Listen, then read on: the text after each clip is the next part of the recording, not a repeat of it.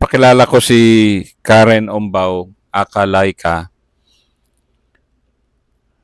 10 years siya na sa loob dito sa NPA sa Kilusan. Nakatakas siya sa kanyang grupo nung buntis siya at ngayon may anak na siya. Kinupkup siya ng 83rd IB. Pero yung asawa niya nasa loob pa.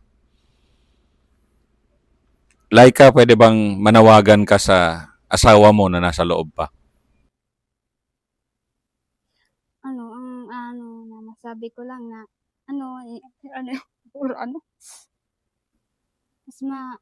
di siya magdua-dua ang isip na, di siya magbaba, kay iisipon man kaya, ang isipon niya na, baka mapuro paano siya, hadi man nga ni kami kang, akin niya di makami na yun lang po.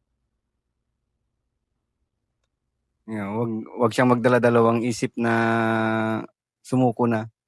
Wag niyang isipin na pag nagbaba siya dito, isaktan siya kasi wala man nga nangyari sa kanilang mag-ina. Inalagaan man siya dito. Anong pangalan ng anak nyo? Reynalyn po. Ha? Reynalyn po. Reynalyn. Alam ba ng asawa mo na ikaw nagpangalan na sa anak mo? Siguro dahil. Anong pangalan anong koda ng asawa mo? Jerome po. Jerome na po. Jerome. Si Jerome, ngayon pa lang niya makikita yung anak niya. Kung mapanood nyo to sa Facebook. Ningirit na siya. At alagang-alaga mo yung anak nyo. At alagang-alaga ka rin dito sa 83rd IB. Kasi kadalasan pag nag-surrender ka, putol na talaga yung communication. Pero ang Facebook, napapanood nila. Kaya natin pinapaabot sa asawa mo na, yan, nanganak ka na at inalagaan ka rito. Baka makakita siya na araw kaya niya, makaisip na siya magbaba. Makita niya aki niya. Yun na lang yan ang pwede kong maano na. Pero kung sa akin, di kong pag yaw na ba kaya di na yung natutugutan na magka-cellphone tapos magkapunta.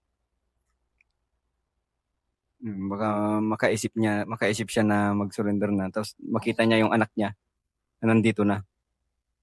Makababa na rin siya.